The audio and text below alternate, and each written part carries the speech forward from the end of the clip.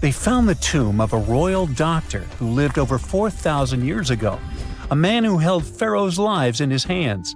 This man knew secrets that only deities and kings were allowed to hear.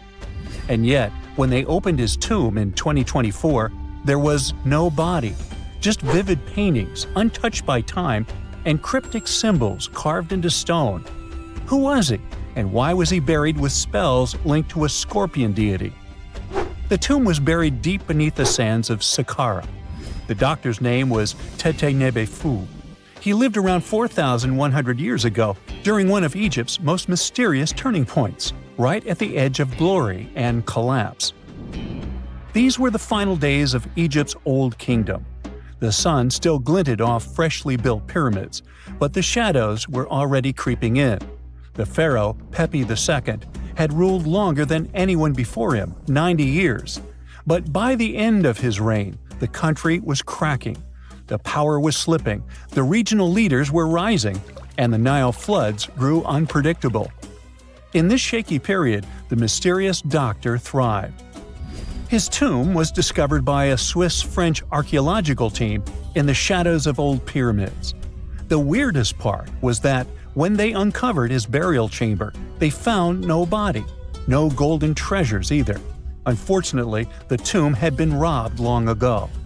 But what remained was something even more fascinating: the words and images left on the walls. The paintings are still vibrant, bright colors that somehow survived all those years underground. The walls show jars, containers, strange abstract patterns, and geometric shapes. And then there are hieroglyphs, lines and lines of sacred script carved with precision, like someone had poured their soul into every curve.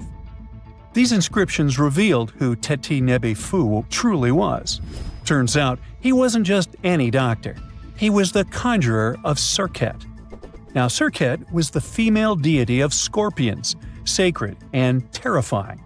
Egyptians believed she could stop venom, heal bites, and protect the living from toxic elements.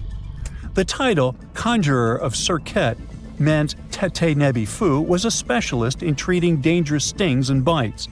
And if he got an entire tomb for himself, he may have been Egypt's top expert in those things, a man who healed with both medicine and magic. But that wasn't all. He also held the title Director of Medicinal Plants, a title seen only once before in all of ancient Egypt. That means he knew the healing power of herbs, roots, and oils like no one else. Now, you might wonder, what plants in a huge land of sand? But in reality, ancient Egyptians used herbal medicine that would hold up in some labs today. They created pills, ointments, and inhalers. Most often they chose some active ingredient, a flavor to make it easier to take, and something to deliver it into the body. Sound familiar? And yeah, they didn't have many traditional plants, so some of these ingredients were bizarre by our standards, like using crocodile dung and acacia mixed with honey. They even had formulas for anti-wrinkle creams. And apparently, our mysterious healer was also chief dentist. This title is almost never seen in ancient records. Evidence of Egyptian dentists is incredibly rare. Turns out, our ancient genius didn't just fight stings and study plants. He was also trusted with teeth and jaws, which were actually a huge problem in ancient Egypt. These people may have built wonders, but their teeth paid the price. Ancient Egyptians constantly caught grains of sand in their mouths. They often ate grit-filled bread and raw vegetables, which wore down enamel and caused a horrible condition called attrition. This led to tons of problems, including tooth loss.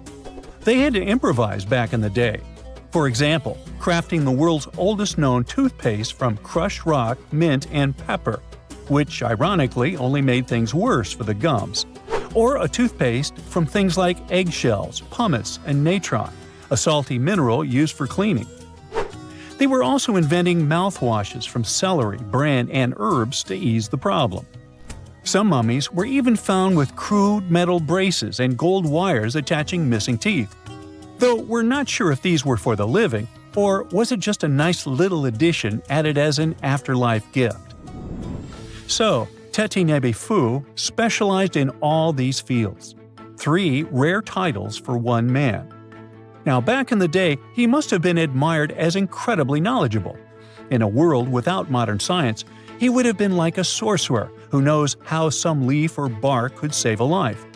That's why archaeologists believe Teti Nebe Fu wasn't just any doctor. He was, most likely, the royal physician, the one who treated the pharaoh himself.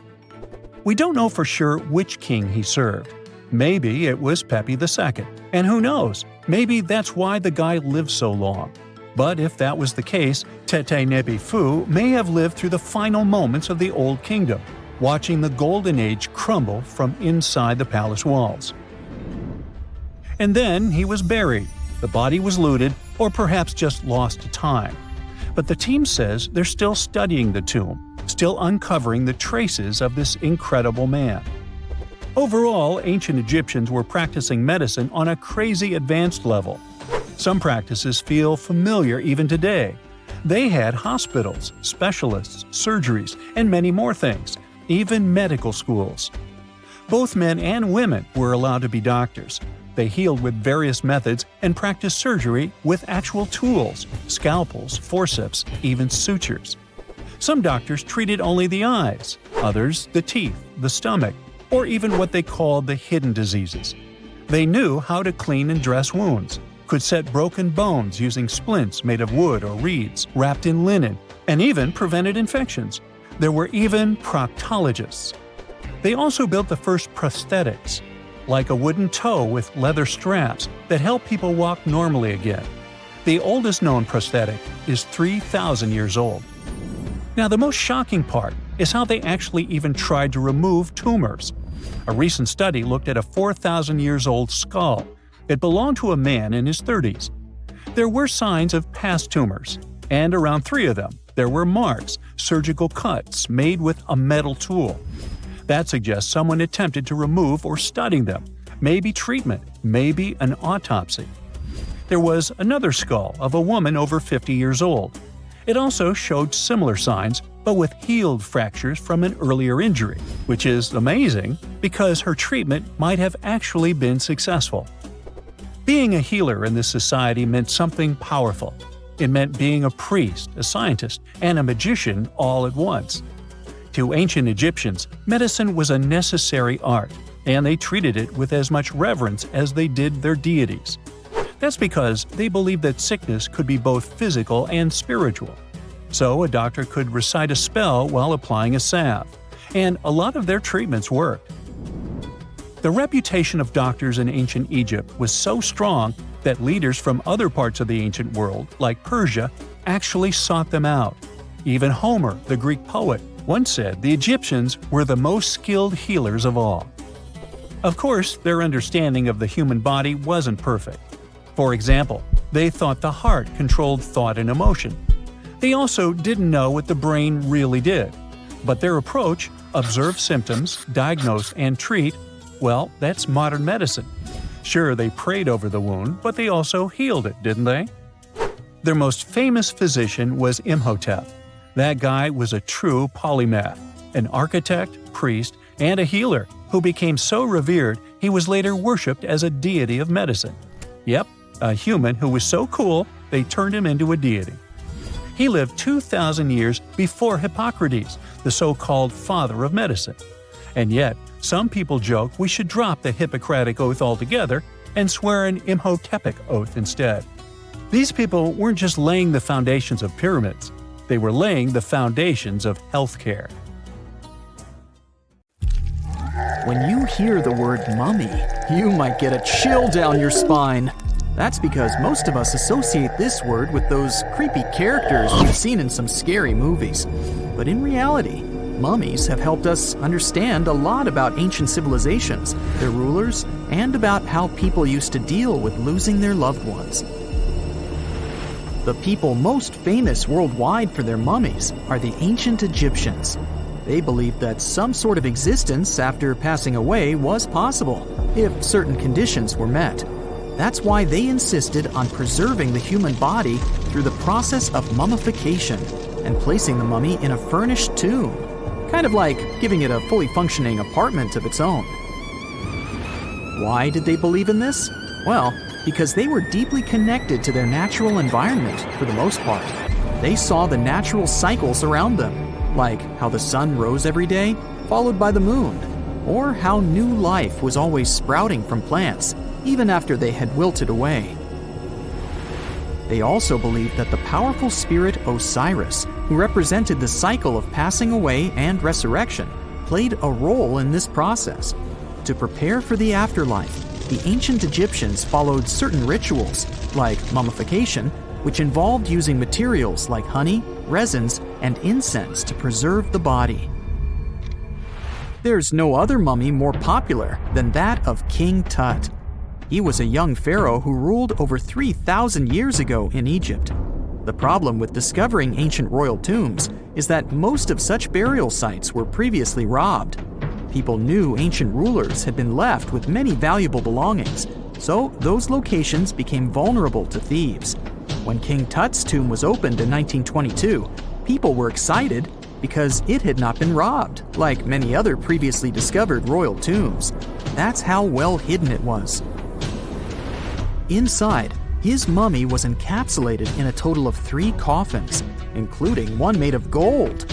The objects found in his tomb showed us what ancient Egypt was like, and studying his mummy also helped us learn about the culture and practices popular at the time when he passed away. We also learned about his family by looking at his DNA. Scientists were able to discover that he had had a disease called malaria and a problem with his foot that might have made it hard for him to walk. Ramses II was another pharaoh in Egypt who ruled for 68 years, which was quite a lot back in the day. He was known for his expansion campaigns and building projects. Many objects from his time as a ruler still exist today, including a large statue of him. Ramses II was about 6 feet tall and lived to be about 90 years old. After looking at his mummy, scientists concluded that he may have had a medical condition that affected his spine. Now, remember those thieves I mentioned before? They are probably the reason why Ramses II ended up in a plain coffin in a secret collection of royal mummies at Deir al-Bahari, which was rediscovered in 1881. Thankfully, archaeologists were able to identify him because his journeys had been recorded on his wrappings. The process was really tedious too. In fact, in ancient Egypt, the mummification process could take a staggering 70 days to complete. A special person would say a very specific speech while delicately handling the body and drying it out using a type of salt called natron. They also used linen and resin to make the body look more lifelike and to wrap it in cloth. The tomb was equally as important for ancient Egyptians. The walls of King Tut's tomb, for example, were adorned with intricate artwork that depicted his journey to the afterlife, from his burial procession to his passage through the underworld. The ancient Egyptians believed that everyone made this journey after passing away, and they filled their tombs with items and paintings to help the person in their spiritual travels.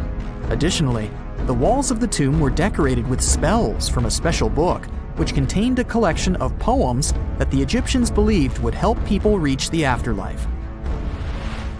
And speaking of how important this journey was, people also placed food in these ancient tombs. In King Tut's tomb, archaeologists discovered 36 jars of vintage beverages and 8 baskets of fruit, which were believed to be left there to help him in his journey to the afterlife. The Egyptians believed that traveling to the afterlife took a really long time, so they left a lot of supplies, such as food and water, to sustain their loved ones. Pharaohs also generally had numerous luxurious garments and beautiful jewelry in their tombs to ensure that they would have a fashionable journey. These items included various types of linen clothing, such as tunics, scarves, gloves, and headdresses, as well as a lot of gold jewelry with precious stones, like bracelets, buckles, pendants, necklaces, rings, and even precious depictions of insects for protection. Some were also deposited with fans made from ivory and ostrich feathers to keep them cool in the afterlife. Some ancient rulers were even placed in their forever apartments along with boats. For example, Pharaoh Khufu built the Great Pyramid at Giza as his tomb, and a large ship was found inside. King Tut, however, was buried with multiple boat paddles, but no actual boat. Instead, he had 3 chariots and numerous walking sticks made of precious materials, perhaps indicating he'd rather travel to the beyond by land, not by water. Amongst the most interesting objects found near ancient mummies are bottles of oils and perfumes. If rulers were supposed to be fashionable, why not smell nice too, right?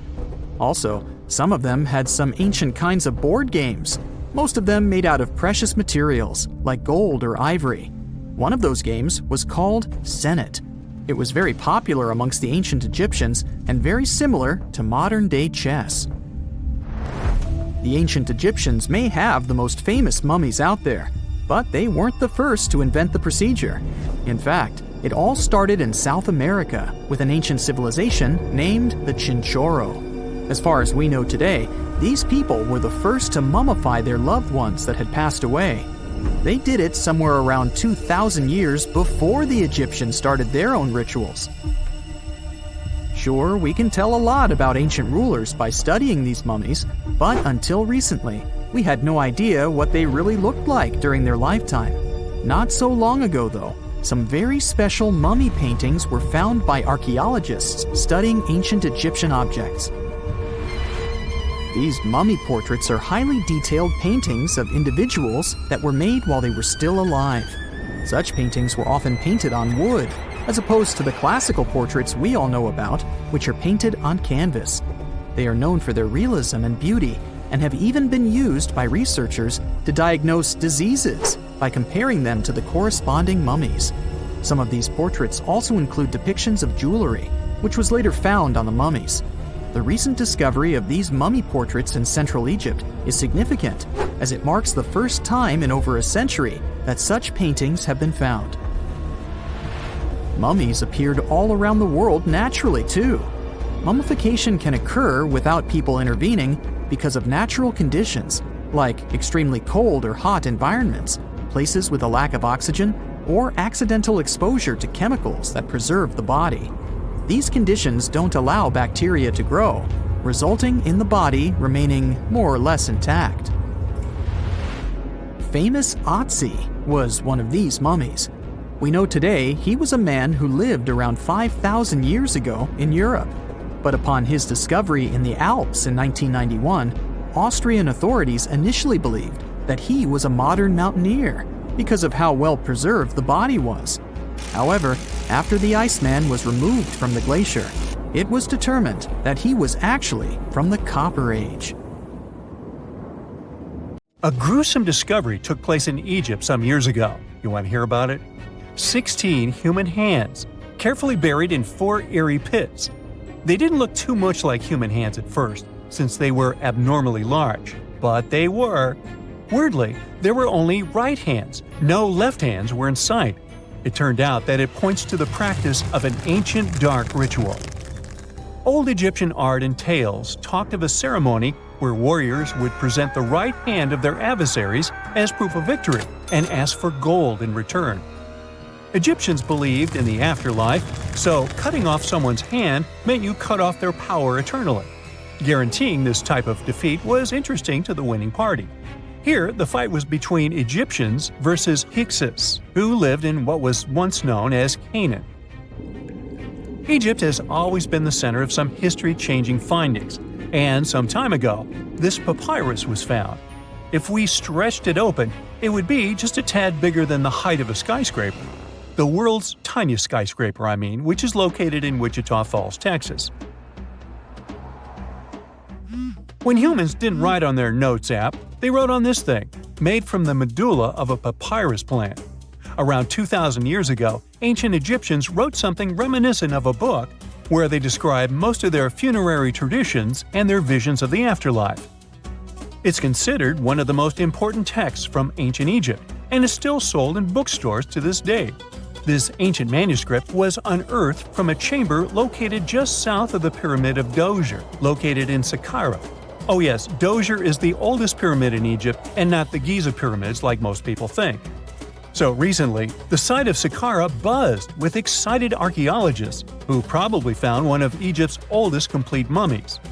They believe that this beautiful and well-preserved mummy was that of a wealthy man. He was discovered in a deep shaft, covered in layers of gold leaves. There are many symbols that show he was an important and wealthy man, like the band he wore on his head, the bracelet on his chest, and the fact that he was embalmed with a tunic, which was reserved for Egypt's finest.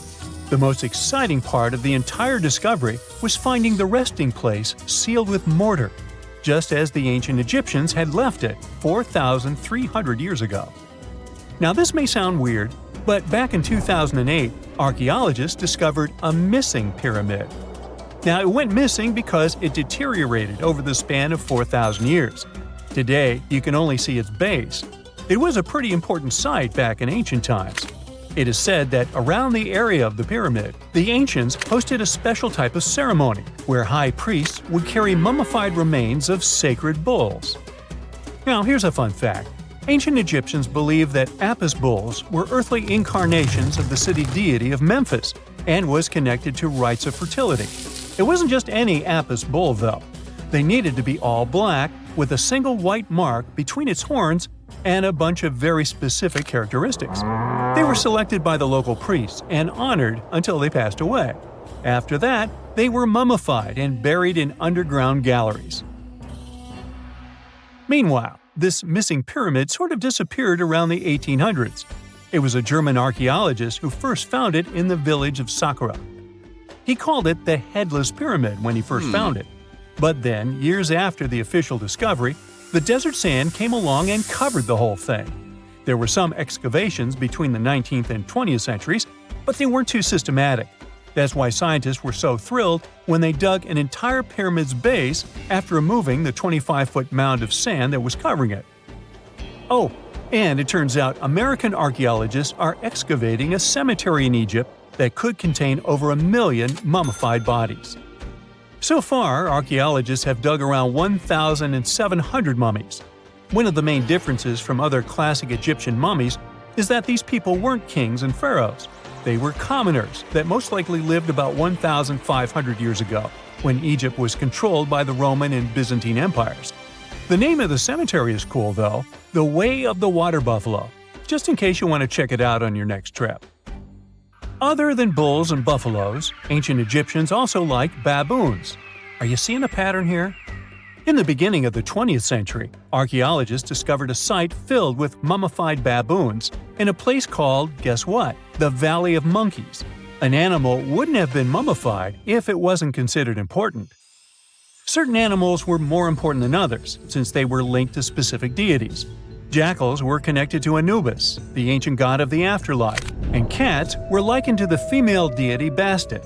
Baboons were a pretty big deal, since they were believed to be connected to Thoth, the deity of wisdom and advisor to Ra, one of Egypt's supreme deities. The archaeologists who studied these animals weren't too happy.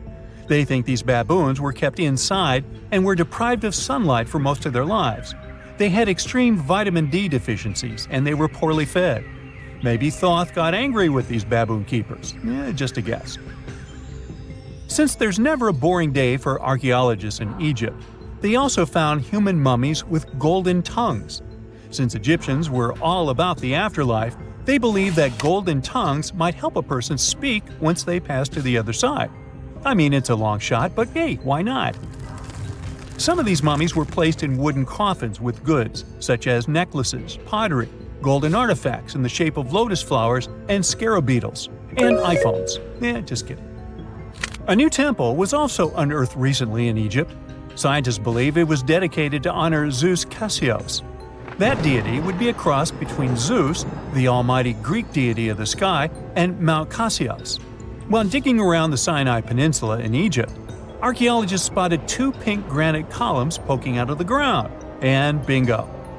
They believe these columns represented the temple's front gate and collapsed during an earthquake many years ago. And speaking of deities, there weren't only super serious deities. Recently, scientists unearthed a golden ring in a city south of Cairo.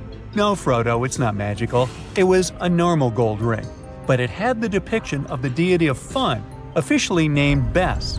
This deity is often described in sacred texts as a happy chubby dwarf. Today, many tattoos we get are sorta deprived of any sense and are made of aesthetic purposes only. In ancient Egypt, though, women would get tattoos as a token of protection for childbirth. That's what scientists think, at least.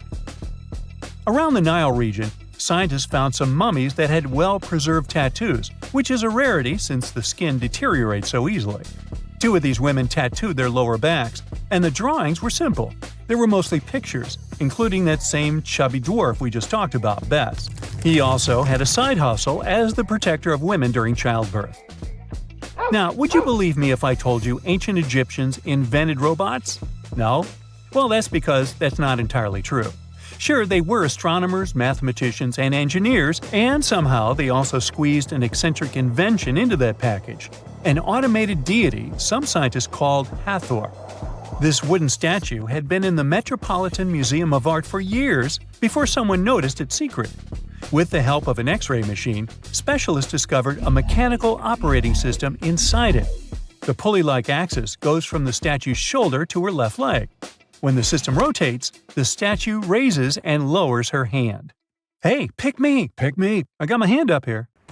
Most people know that pyramids were built as grand tombs for the pharaohs, designed to ensure they had a smooth journey to the afterlife. The Great Pyramid of Giza, for instance, was constructed for the pharaoh Khufu. But what most people don't know is that this whole pyramid building trend started right here, with the step pyramid of Djoser, about 4,700 years ago. This massive structure was built for Pharaoh Djoser, a ruler from Egypt's 3rd dynasty. It rises 7 layers high above the ground and stands about 200 feet tall. We think of it today as a phenomenal architectural project, but for ancient Egyptians, the step pyramid of Djoser turned out to be more like a massive experiment, a trial run, if you will, to perfect their building skills before they moved on to even more ambitious pyramids. Reaching new heights is super exciting, but the real mystery is what is going on below the ground. In this pyramid's underground labyrinth, there is a network of tunnels stretching about 3.5 miles long, and some researchers believe these tunnels might have been part of a sophisticated water system that could completely change what we think about pyramid construction. Let's talk about this massive complex located in Saqqara. Surrounding the pyramid, there's what's known as a dry moat, a continuous trench that is up to 164 feet wide and almost 2 miles long. It forms a sort of rectangular shape around the pyramid. This trench has an average depth of about 65 feet. Now, if you were to add up all the earth and rock they dug out to create this moat, it would be about 10 times the volume of the step pyramid itself. For the longest time, people just assumed this trench was nothing more than a huge quarry, a place where they dug up stone and clay to build the step pyramid. Makes sense, right? But when you take a closer look, it doesn't add up. The trench is too narrow and deep to be practical for mining, and its layout doesn't match anything we know about ancient Egyptian quarrying methods. Plus, some sections of the trench are actually covered with a rocky ceiling, which would have made it nearly impossible to use as a quarry. Another theory suggests that the dry moat had some kind of spiritual significance. Maybe it was a sacred place, where souls of nobles gathered to serve the late king in the afterlife. There are even niches in the walls that work as a hint at this spiritual function. But most researchers believe that this purpose likely developed much later, long after the complex was built for Djoser. So, what was the moat really designed for? In 2020, a researcher came up with a pretty intriguing idea. It is possible that this trench was actually designed to collect and manage water, especially after heavy rainfalls. Now, that makes sense when you consider the location.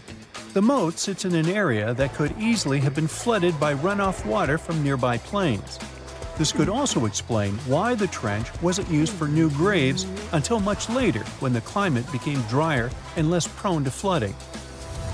The story becomes even more intriguing as this trench appears to be part of a larger, more complex hydraulic system within the Djoser complex. It is like the trench has several compartments, carefully carved out of the rock and connected by tunnels. These compartments likely served as a part of a water treatment system. where water would flow from one compartment to the next, getting cleaner as it moved along. Now, here is where things start to tie into the pyramid itself. The Djoser complex has a series of underground shafts, and some researchers think that water from the moat's deep trench might have been used to power a hydraulic lift system, and this giant water-powered elevator could have been used to raise the heavy stones needed to build the pyramid. It worked like a volcano, but instead of lava, water did the heavy lifting. Imagine a big deep hole in the ground at the center of the pyramid site. Inside this hole, there was a huge wooden platform, kind of like a giant raft that could move up and down. When the workers wanted to lift a heavy stone, they would fill the hole with water. As the water rose, the wooden platform started to float up, carrying the stone with it, almost like a giant water-powered elevator. When the stone reached the right height, the workers slid it off the platform and onto the pyramid. The idea is that water from the deep trench, after being cleaned and filtered, would flow into these shafts. A massive float, possibly made of wood, would then rise as the water filled the shaft, lifting the stones up to where they were needed for construction. Once the stone was in place, they'd let the water out, lowering the platform back down to the bottom, ready to lift the next stone. This fancy hydraulic lift system could have been a game changer, making the whole building process a lot faster and more efficient without using a lot of workforce. It is like the ancient Egyptians were already embracing the whole idea of work smarter, not harder. But of course, not everyone is on board with this theory. Some experts argue that the area where the step pyramid of Djoser was built couldn't have held enough water from occasional rains to maintain such a fancy hydraulic system. The main theory suggests that, in the past, there might have been some kind of lake nearby that would have filled up after a period of rain, and this lake could have supplied water to the complex's hydraulic system. But there is no mention of such a lake in any ancient Egyptian writings, so it might be more of a what-if situation than a reality. And then there's the issue of the hard work itself. Remember when I said this method could have allowed the ancient builders to raise stones with far less effort? Well, that might not be entirely true. According to some experts, just building this hydraulic device would have required a lot more heavy work than simply moving the stone blocks using good old-fashioned manpower. And let's not forget, the step pyramid of Djoser is like a baby pyramid compared to those that came later. The stones used for Djoser's pyramid weighed, on average, about 660 pounds each, which is nothing compared to the more than 2.5-ton blocks used later for the pyramid of Chephren. If this cool water lift theory gets completely ruled out, we still need to explain how this pyramid was built in the first place. To answer that, we need to rewind a bit and talk about the original plans. See, before Djoser's tomb became a pyramid, the idea was to construct a simple mastaba. This type of tomb was pretty common in earlier periods, a flat-roofed, rectangular structure with sloping sides. But after the original mastaba was finished, they decided to expand it a bit by adding more layers on top. And then they added even more layers, until the construction reached 6 distinctive steps, each one smaller than the previous.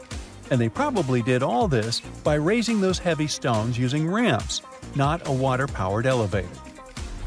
There is still so much we don't know about the step pyramid of Djoser. More research is definitely needed to fully understand how this system worked, or if it even existed at all.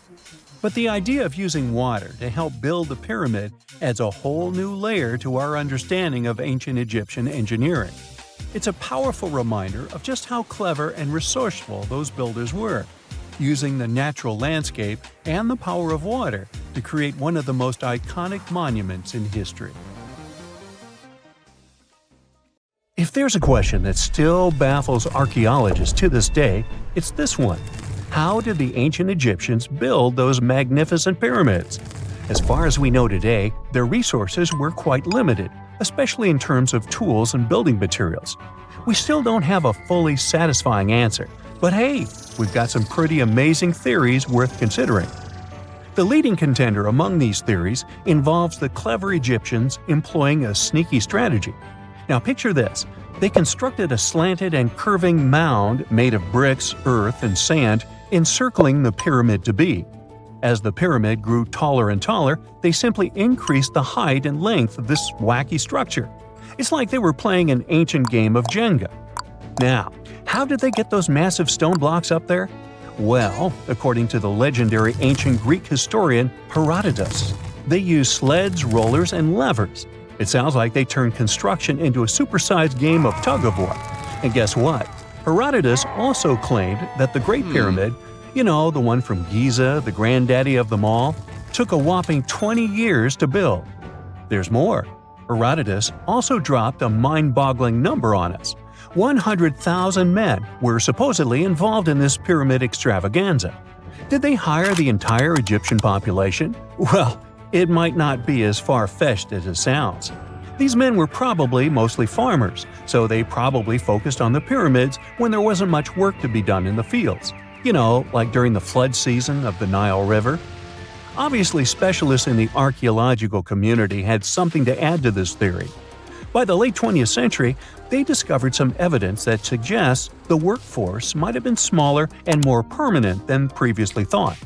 Instead of a massive army of 100,000 pyramid builders, they proposed that a modest crew of around 20,000 workers, accompanied by support personnel like bakers, physicians, and even spiritual leaders, could have gotten the job done. There was also this theory that claimed that the pyramids were actually built from the top downward. It suggested that these colossal structures were nothing more than isolated hills used as quarries. The stones were supposedly drawn from these hills, and over time, competing engineers took charge and transformed them into the iconic pyramids we know today. Now, before you dismiss this theory as a wild fantasy, some folks thought it wasn't completely crazy. After all, there are instances where isolated hills exist, so maybe this theory had a tiny glimmer of truth. Whether it involved ramp building or ingenious work schedules, one thing is clear. Those pyramids have definitely left their mark on history and on our imaginations. Now, speaking of ancient Egyptian mysteries, there's this gigantic unfinished obelisk sitting in ancient Egypt, and scientists are trying to figure out how it was shaped. Now, some people suggest that our industrious ancestors used handheld pounders to get the job done. One expert has a different take on the matter, though. He argues that if we take a closer look at the pattern left behind by the shaping tool, we'll notice something peculiar. The walls of the trenches surrounding the obelisk display a neat and even pattern, which is pretty unlikely if they were pounded away by mere mortal hands. According to this expert, those horizontal striations are usually the result of a tool that takes breaks while removing material, leaving its mark on the surface. But wait, there's more. Imagine the tool being rocked back and forth against the trench walls, clearing away the waste to keep the trench from narrowing. Well, in that case, the tool might have left some funky horizontal striations where it was pressed against the sidewall. This sounds like some fancy technology at play, don't you think? And guess what? The dynastic Egyptians probably didn't have access to that kind of know-how. Another famous Egyptologist from way back also uncovered a bunch of core drills during his adventures. Although the actual drill bits are missing, his collection houses these particular core remnants made of limestone, alabaster, and even granite. These constructions aren't the only amazing thing the ancient Egyptians left behind, though. As it turns out, the Egyptians were the genius minds behind the creation of the handheld mirror. Yeah, that little mirror you use every day to check yourself out. But here's the twist. These mirrors are like pieces of art. They were decorated with inscriptions and figures. But that's not all. The Egyptians had a serious concern with their appearance. They knew the importance of personal hygiene and looking fabulous. So, in their quest for pearly whites, they invented toothbrushes and toothpaste. Dental problems were pretty common back then, and their smiles weren't exactly all white. Dentistry wasn't their strongest suit, you see. Maybe their minds were distracted by all that pyramid building. So that doesn't mean those ancient toothpaste recipes weren't amazing. One delightful concoction included rock salt, mint, dried iris petals, and pepper. Some brave dentists in the 21st century tried it out, and it worked pretty well. Ground-up ash was also used in another recipe to create a tooth cleansing paste. Mint was missing, so that didn't do much for their breath. That's when the genius Egyptians came up with the world's first breath mints. They made tablets from heated spices like cinnamon, and they mixed it with honey. Now, let's shift gears to home decor, Egyptian style. They surely took ornamentation to the next level. While the concept of decorating furniture started in Mesopotamia, the Egyptians cranked it up a notch. They went all out with different colors of ink and even developed various weights of paper. Oh, and let's not forget about those cute little area rugs we all have in our homes today. Guess who came up with the idea? Yep, the Egyptians. They used the versatile papyrus plant to make those cozy rugs. And speaking of trends, the Egyptians loved their knickknacks. They had an assortment of small figurines in the shapes of cats, dogs, and people. These statues were made from various materials, like simple sun-dried mud to the ultimate bling of gold. It all depended on how loaded you were. The Egyptians were also all about farming, and they knew that clean water was crucial for their crops and animals. That's why they came up with some nifty inventions and techniques to make sure their land was fertile and their plants were happy. First off, they had the genius idea of using ox-drawn plows. They had two types of plows, heavy and light. The heavy plow would strut its stuff, cutting deep furrows in the soil, while the lighter plow followed behind, fluffing up the earth. But they didn't stop there. After plowing, the Egyptians would break up clumps of soil and sow the rows with seeds. To give those seeds a good old squish into the furrows, they'd march their livestock across the field, effectively closing up the furrows. But hey, all that hard work would be pointless if their seeds were as dry as the Sahara. That's where irrigation comes into play. The Egyptians were so good at it that other cultures, like the Greeks and Romans, couldn't help but copy their techniques. Now let's switch gears and talk about the marvelous architecture of ancient Egypt. These folks weren't just skilled farmers, they were also architectural maestros. They built these fancy canals to carry water to farms and villages, and boy, did they know how to make those canals look pretty. Just imagine strolling along a canal lined with ornate structures. The pharaoh Ramesses the Great was quite the overachiever when it came to construction. One of his mind-blowing creations was the construction located at Abu Simbel. This building was designed so that twice a year, the sun would shine directly into it and illuminate the statues of Ramesses. And let's not forget about the corbelled arch. Without this architectural gem, we'd be missing out on some mind-boggling structures like the Great Pyramid. The Egyptians knew how to make things stand tall and proud, thanks to their engineering and construction wizardry. They built grand halls and inner sanctums that make your jaw drop. And some of these temples doubled as astronomical observatories. Secant, cosine, tangent, sine, 3.14159. Yeah, that was the cheer we heard coming from the trigonometry club back in the day. For the rest of us in math class, terms such as sine, tangent, and pi were just bewildering. Who invented these and why? Was their only purpose to make it harder for students? Well, not quite. Trigonometry was invented by the ancient Egyptians. They needed this knowledge to construct pyramids, and they did a pretty good job too. The Great Pyramid in Giza still stands today, some 4,500 years after it was built. No recalls either. So let's get out of that classroom and on a journey through time to reveal the secrets behind the ancient Egyptians' precision. Here you are, standing on the Great Pyramid's construction site, some 9 miles from Cairo. Well, the city still isn't there, as you're surrounded only by the desert and teams of construction workers. They're transporting large stone blocks weighing 2.5 tons each. They're inside a wooden sled that sits on large rollers. A crew of 8 men rolls these blocks along the ground. You immediately think of the rollers on a supermarket cash register. The principle is exactly the same, but the scale is greater, much greater. Scientists estimate that the Egyptians used 2.3 million such blocks in the Great Pyramid alone. And the block in front of you is one of the lighter ones. The heaviest of them weighed up to 15 tons. But where did all these blocks come from? Most of them originated from quarries around Giza.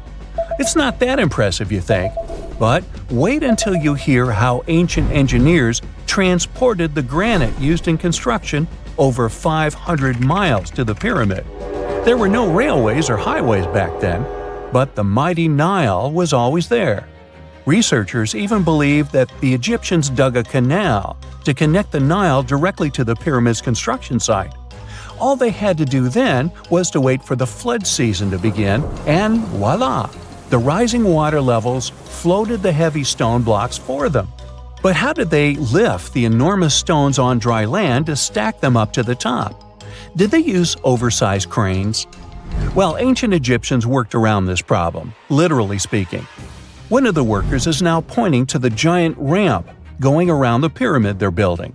This is how a mountain road zigzags its way to the top. If the ramp went directly to the top of the pyramid, then workers couldn't pull the stone blocks along it. It would be too steep. Scientists have calculated that 8% could be the maximum incline. So ancient Egyptians just extended the ramp around the pyramid. Again, these are all theories, as the ramp could have been inside the pyramid, as some researchers suggest. The exact building method is still a mystery, guarded by the Sphinx. That's its real name, right? Wrong. As the Great Sphinx is just the statue's alias. You know, the name writers take when they want to hide their true identity, or a singer's stage name. The Sphinx's real name, translated from Egyptian, means Horus in the horizon. That was the name for the Egyptian deity of the sky. The trail of mystery doesn't end there. As a man walks past you with a bucket of paint, he's going to add a touch of color to the Great Sphinx. Researchers found specks of this red color next to its ear. That was some strong paint, as it survived for thousands of years. You are now standing straight in front of the Sphinx. You look up. It's very tall, right? 66 feet to be precise. Now resist the urge to take a selfie. You can do it. Now you notice something else. It looks like the Sphinx is in the center of a giant triangle in the back. That's one side of the Great Pyramid. And no, your eyes are not playing tricks on you. The Sphinx really does sit in the center of the pyramid's lateral face. Here's where math comes in handy. A pyramid has 4 sides, called lateral faces. There's also a 5th face, the base, but that's not visible. It's, wait for it, face down. The Sphinx has one last mystery to reveal: its age. Scientists agree that Pharaoh Khafre built the Sphinx. He ruled after his father, who had built a great pyramid nearby. So both structures were finished around the same time. Let's talk about numbers again. You've heard of Cleopatra, the Egyptian princess described as a woman of great beauty. Hello? She saw the pyramids, but she lived closer to the time of the first iPhone than the time of the people who built the pyramids. Fascinating, right? You can see thousands of people around you. They're working hard to build the pharaoh's tomb. But how many of them are there exactly? One Greek philosopher estimated there were as many as 100,000 workers. Seems like an okay number for such an enormous structure, but it can't be true. Science simply can't back up this number. Egyptologists put the total number of workers at 30,000. And yes, Indiana Jones was one of them, at least on the big screen, but he showed up late. Egyptologists know a lot about the pyramids, but not everything. Not because they don't want to, but because they haven't yet dug up enough evidence. They can only guess how the building process went.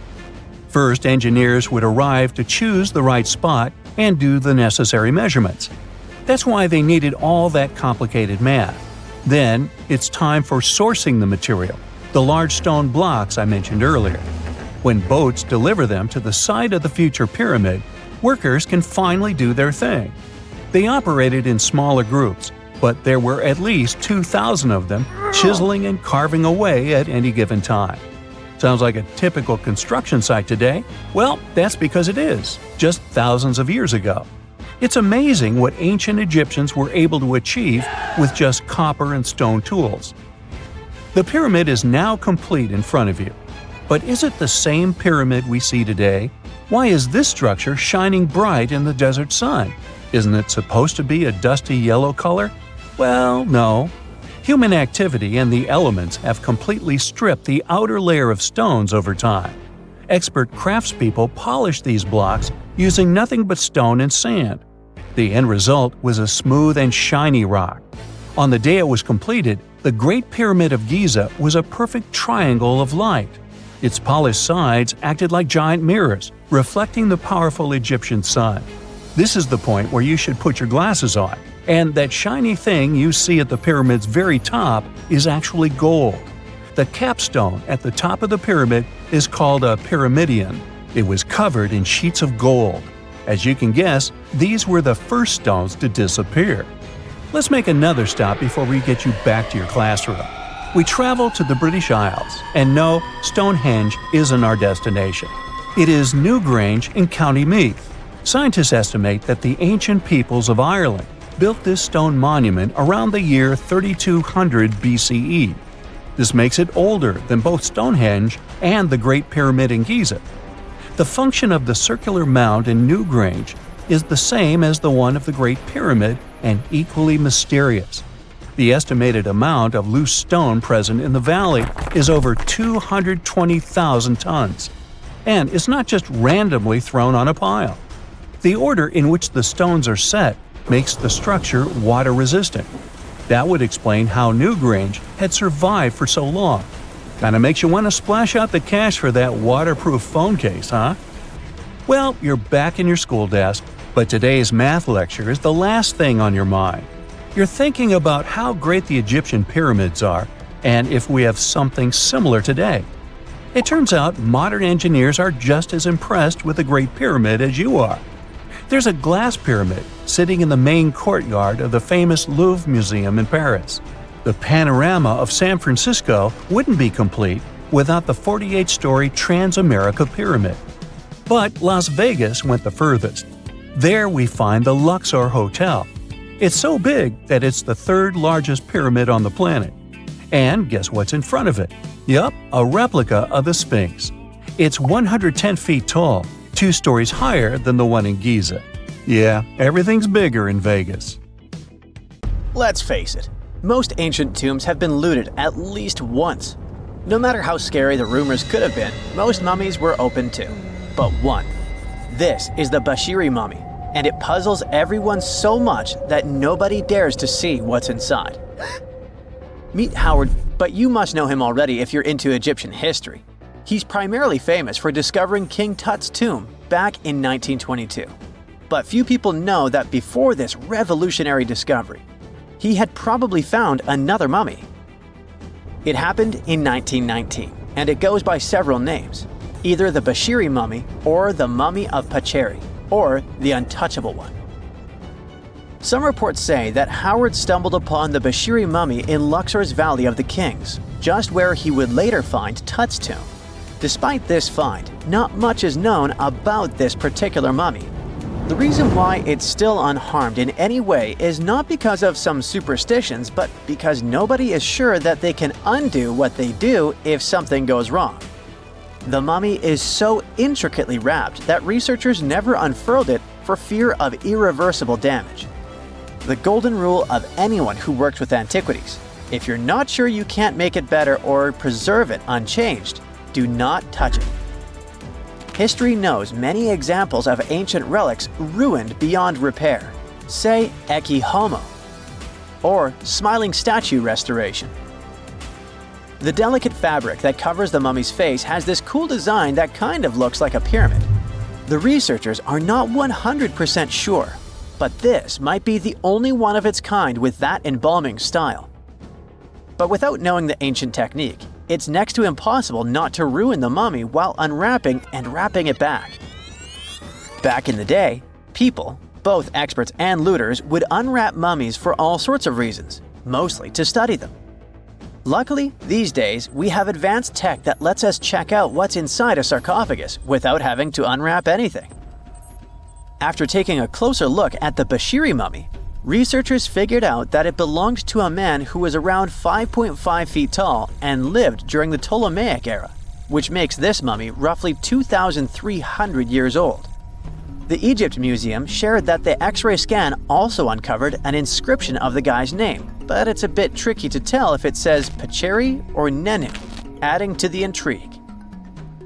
The museum also pointed out that the fancy casing the mummy is in features all sorts of decorated scenes.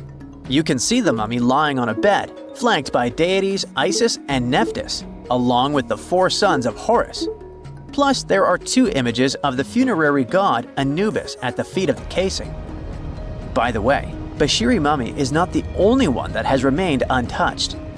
This is Issa Temkebde, and Gaston Maspero, a French archaeologist, made the decision to leave her mummy untouched, wanting to keep her resting peacefully since she was in such amazing shape. He did mention, though, that her tomb had been raided long ago. Thanks to some X-ray work, we learned more about the mummy.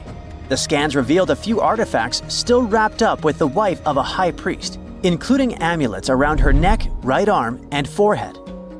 The X-rays also showed she had some dental issues and arthritis in her knees. While she passed away as an older woman, it's tough to pinpoint her exact age. However, various sources from her son's reign indicate that she was held in high regard in the kingdom. Isatemkebd served as the sister wife of Penejam II. You got me right, they were related by blood and were siblings, but back then it was pretty common to get married this way to preserve the purity of the bloodline. Say that to Habsburg, duh. Their chase for purity only led to inbreeding and the notorious Habsburg's jaw. Right, I guess we should not judge ancient Egyptian rules and morals, but what we can say for sure is that both Bashiri and Isatemkebd were incredibly lucky to stay untouched. The odds were not in King Tut's favor, though. The researchers' work hit him hard. The tomb itself was discovered in 1922, but it wasn't until 1925 that the nested coffins were opened during an excavation. The outer coffin, held together with silver pins, opened up to show another coffin shaped like a mummy, decorated with colorful glass and flower garlands. There were worries about the king's mummy because it had been exposed to moisture. The middle coffin was pretty heavy and didn't have any handles, so they had to be super careful taking it out. Inside the innermost coffin, which was solid gold and wrapped in a red cloth, they found the royal mummy, and this all went down on October 28, 1925. Tutankhamun's mummy, measuring about 6.07 feet, fit snugly into the innermost coffin, which was 6.17 feet long. You can already tell there was a problem, right? Imagine how hard it is to extract something as fragile as an ancient dried-up mummy, especially when there's not much room for maneuver. Plus, the mummy looked sus. It was pitch black. Howard Carter, the lead archaeologist of the expedition, estimated that around 2 buckets worth of oils had been poured over the mummy. But care had been taken to avoid the mask and feet. It was made to preserve him better. The body was positioned at a slight angle in the coffin, and there was a noticeable difference in the amount of dark oils on the right and left sides, indicating that the coffin might have tilted while being lowered into the sarcophagus. This oil created moisture inside the coffins, and over time, it reacted chemically, which Carter described as a sort of slow, spontaneous combustion, leading to the carbonization of the linen wrappings.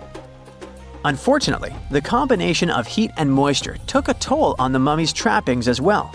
The crook and flail fell apart, the resin scarab cracked, and the threads holding the hands and mummy's bands started to decay, making everything quite fragile.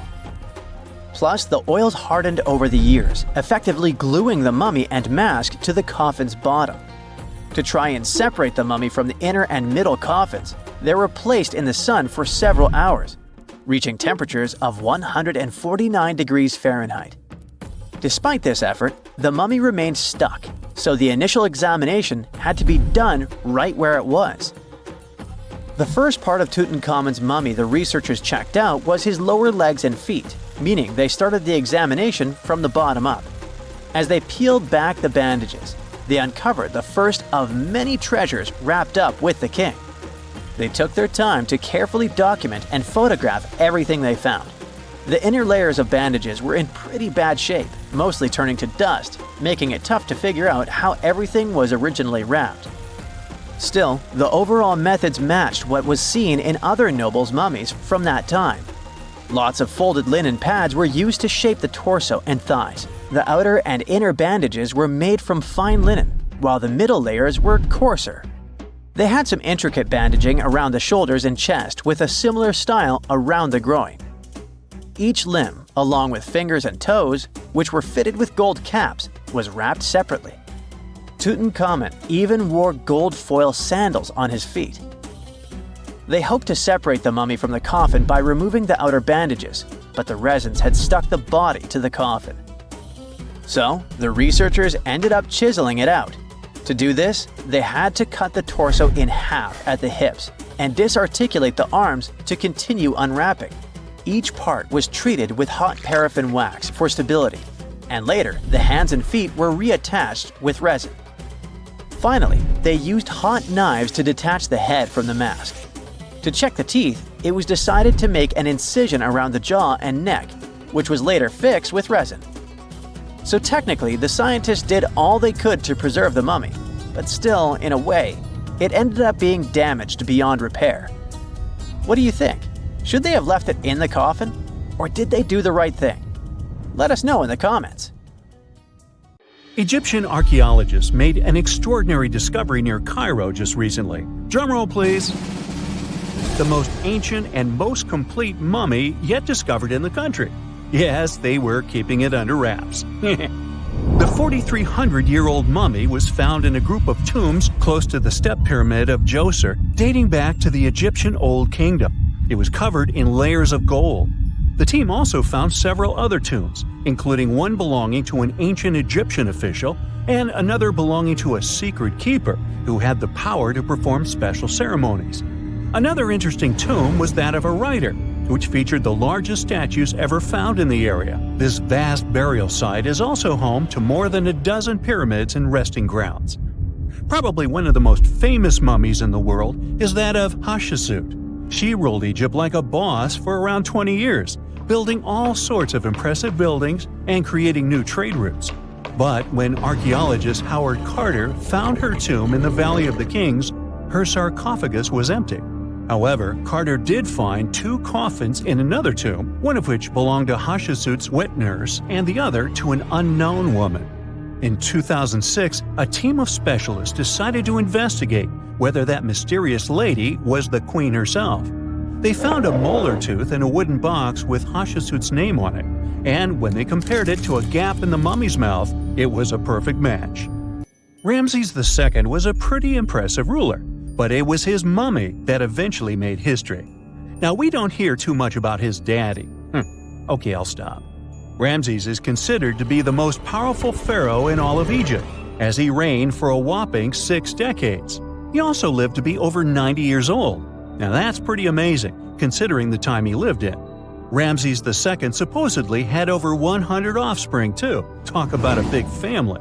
When he passed away, his body was originally buried in the Valley of the Kings, but some sneaky guys tried to rob his tomb of all his treasures. Officials back in the day weren't having any of that though, so they moved his body to a secret location to keep it safe. Fast forward to the 1800s, and Ramses II's mummy was discovered along with a bunch of other rulers and important officials. But it wasn't in the best condition, so archaeologists flew it to Paris to get it, pampered. Problem was, he couldn't just be transported into another country. The only solution available was to give Ramses II his own passport.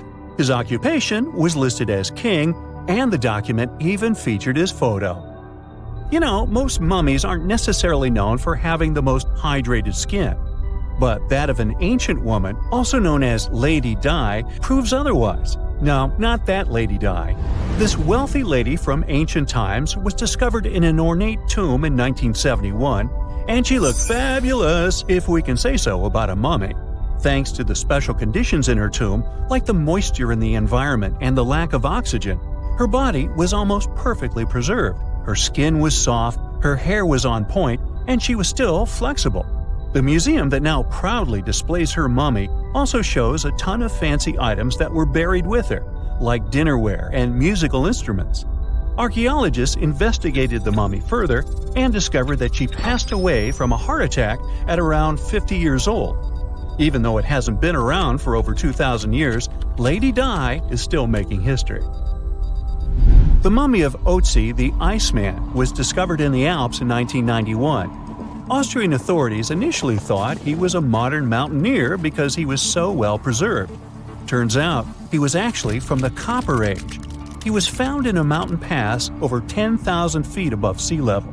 Through studying his mummy, we've learned so much about life in Copper Age Europe. For example, we know that he was a native of Central Europe and enjoyed eating meat. He also suffered from arthritis, narrowing arteries, and intestinal problems. But he likely used acupuncture and medicinal herbs to treat these conditions. And apparently, he was pretty handy with tools. He sharpened them just days before his untimely demise. Who knows if he was expecting trouble or just getting ready for some routine work. Now, King Tut and his story is most likely the one that made all mummies famous. This pharaoh passed away at the young age of 19, more than 3,000 years ago. But his mummy is still one of the most well-known in the world.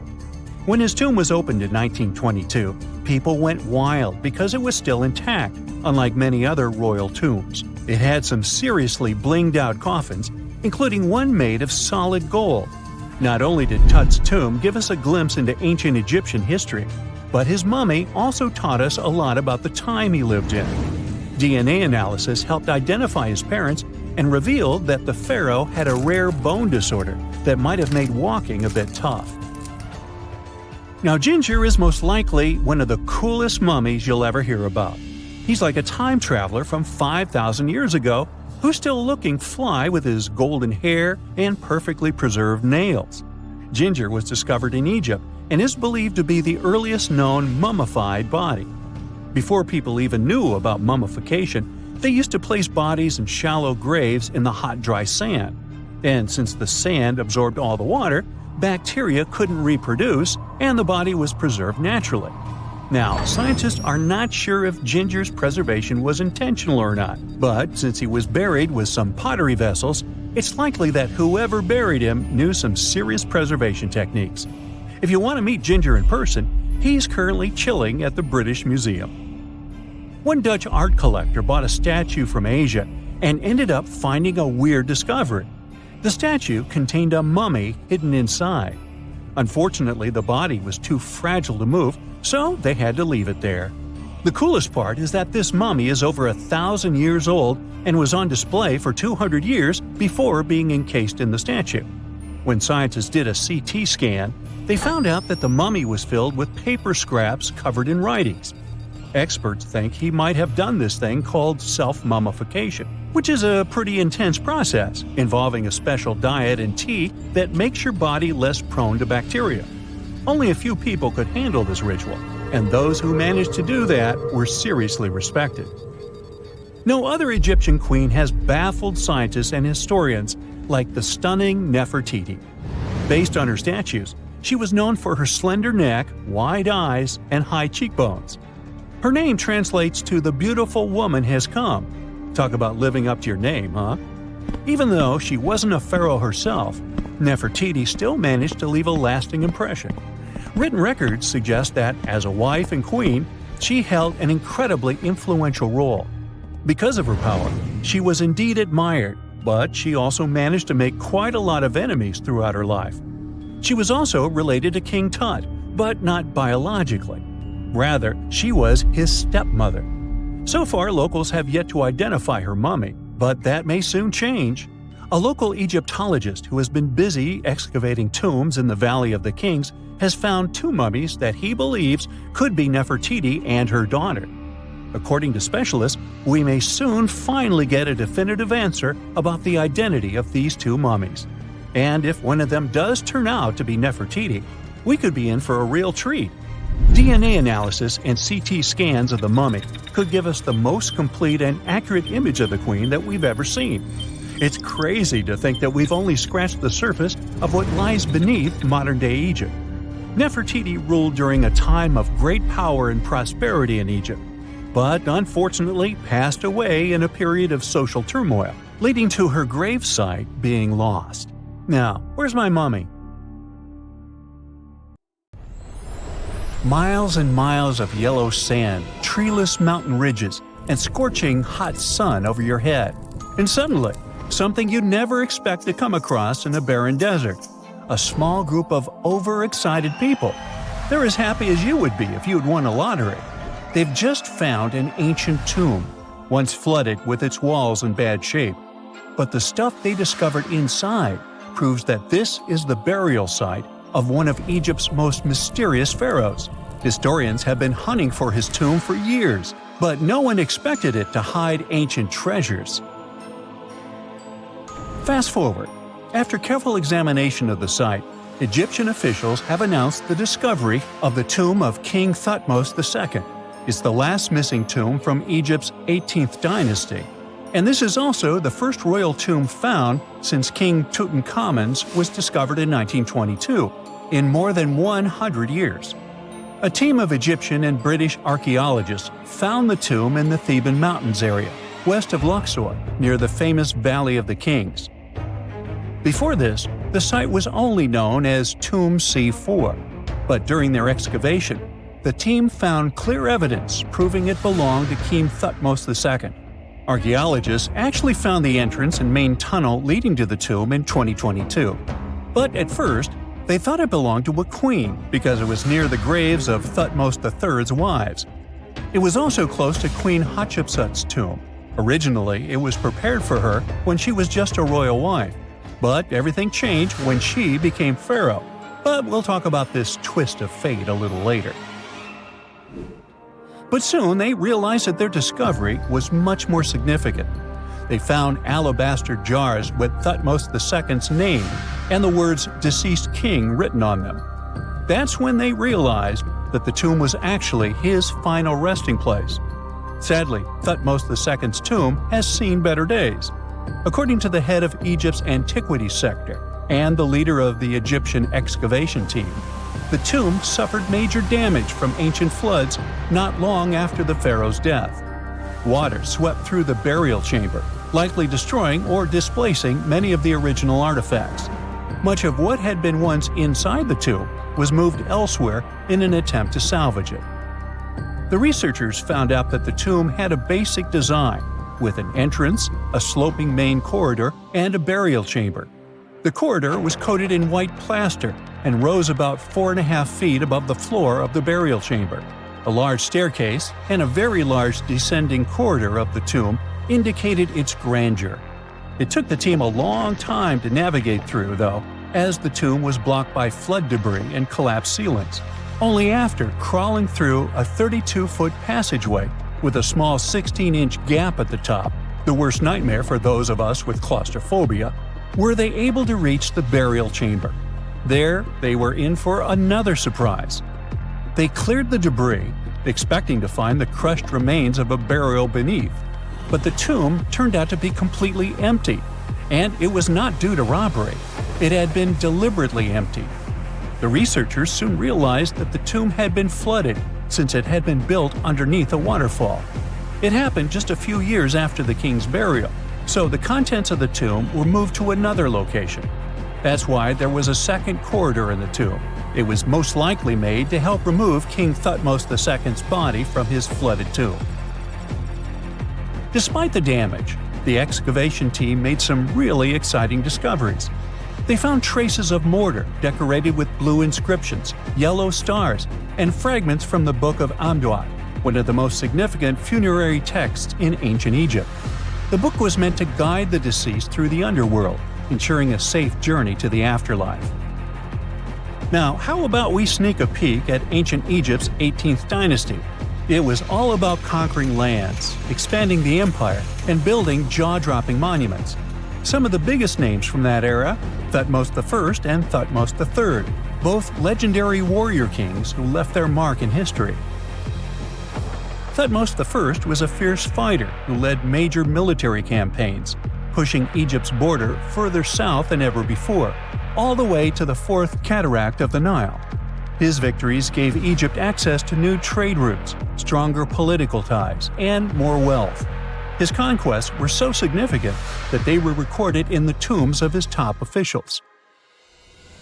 Thutmos III, sometimes called Thutmos the Great, took things even further. He was not only an incredible military strategist, but also the commander of Pharaoh Hatshepsut's armies before becoming king himself. He led between 17 and 20 military campaigns, winning every single one and expanding Egypt's empire to its peak. He even created the world's first navy. Thutmos III is often remembered as Egypt's greatest warrior pharaoh. And sandwiched between these two powerhouses was Thutmos II, a pharaoh who doesn't get nearly as much attention. Hey, the middle child, right? His reign lasted only about 5 years before he passed away at around age 30 in 1479 BCE. He is kind of a mystery. No one really knows what he accomplished. For the longest time, even the location of his burial site was totally unknown. His body was actually found in the 19th century. It was just lying around in the mortuary temple of Deir el-Bahari, in a secret chamber where priests used to hide royal mummies centuries after their original tombs were looted by grave robbers. In other words, Thutmos II's body must have been moved from his original resting place at some point in history to protect it. During his lifetime, Thutmos II made at least one major impact on Egyptian history. He married his half-sister Hatshepsut. That might not sound like a big deal, but it helped her become Egypt's greatest female pharaoh after he passed. The catch? She kept her stepson, Thutmos III, off the throne for decades. When he finally took power, he erased her name from history out of spite. And still, Hatshepsut is one of Egypt's greatest pharaohs, no matter if you're talking about a man or a woman. She brought a lot of wealth and art to Egypt. She led a big trading trip to a place called Punt, where she brought back things like gold, ebony, and incense. She also made sure her name lasted by building amazing structures that we can still see today. At Karnak, she added huge obelisks. One of them is still standing tall. She also was the one to build the Temple of Deir el-Bahari with its countless columns. She was buried there. Interestingly, Hatshepsut was often shown in art as a man with muscles and a beard, like how pharaohs were usually depicted. But she made sure there was always something in the artwork that reminded people she was a woman, like calling herself Daughter of Re or His Majesty herself. When she passed away in 1458 BCE, Egypt wouldn't have a female ruler as powerful as her until Cleopatra, about 1400 years later. According to Egypt's Supreme Council of Antiquities Secretary General, isn't that a mouthful? Hatshepsut's name actually appears in Thutmos II's tomb, meaning she might have even handled his burial. As for their final resting places, well, Hatshepsut was buried in the Valley of the Kings, and Thutmos II's mummy is now in the National Museum of Egyptian Civilization, alongside other ancient Egyptian rulers. It gives visitors a rare chance to see the remains of a nearly forgotten pharaoh. Now, experts consider the discovery of his tomb to be one of the most significant in recent years. The artifacts found there add important details to our understanding of the history of the region and Thutmos II's rule. And even though the tomb's design is fairly simple and follows the same architectural style preferred by later Egyptian rulers, its historical importance is undeniable. In any case, the mission isn't over yet. Archaeologists are now focusing on solving another mystery. Where did the rest of the tomb's contents end up? The team is determined to continue their search. Who knows what other secrets they will uncover that have remained hidden beneath the sands for thousands of years. In 1850, French scientist Auguste Mariette went to Egypt looking for manuscripts, but accidentally found a head of a sphinx sticking out of the dunes. He cleared the sand and figured out the sphinx was guiding the entrance to some underground construction. Several months later, he finally entered the Serapeum of Saqqara. Inside, he found an enormous granite sarcophagi with remnants of 64 bulls. Scientists are still amazed by the tech that the ancient Egyptians used to transport those enormous boxes. The Serapeum was built around the year 3000 before the Common Era. It was an underground tomb built to honor the sacred Apis bulls of ancient Egypt.